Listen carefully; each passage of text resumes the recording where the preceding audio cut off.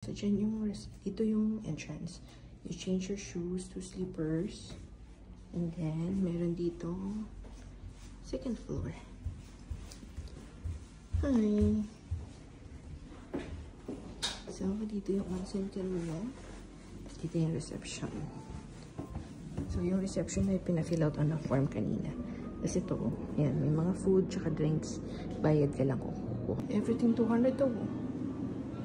May mga ano pa. Seafood cup noodles. Yum! Tapos ito yung common area. Kitchen. Tapos kung gusto magluto. Tapos kapag gagamit ka ng utensils, hugasan mo. Tapos punasan mo. Then balik mo lang din daw dyan. Tapos ito, common area. O, diba? Pwede ka mag-work from home dito eh. Very nice. Ganda-ganda talaga dito. Tapos may fridge din, no? Tapos ito yung pansarahan. Tapos, ito na yung ano. Ito may sink. Pwede ka dito mag-brush tsaka may blower. Tapos, ito na. Yung rooms.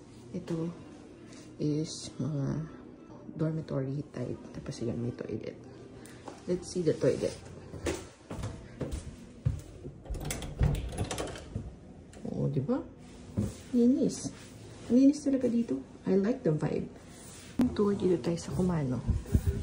This is a mixed dormitory. Pero, parang safe ka dito. Ganda, oh. Oh, may sakura pa dyan, oh. So, merong 1, 2, 3, 4, 5, 6, then 7, 8. Tapos, kung sa top bangka, madali lang kasi yan yung ano niya, oh, stairs. Tapos, ang swerte natin, one night lang tayo dito. Pero, ayan, oh. Oh. Diba? Sulit na sulit. So, ayan. Next time dito tatagalan ko na. Kasi meron pa ditong only onsen. Like, private onsen. And I only paid 1,400 yen per night. So, enjoy to. Promise. So, ito yung mga onsens nila. Private. 1, 2, 3. Ito, vacant to. Kaya balik ka rin natin. Occupied par. Wala nang gagamit tayo dito. Only. Diba? May electric fan pa. Ito, gamit ko na yan. Pamalit ko. Tapos ito siya.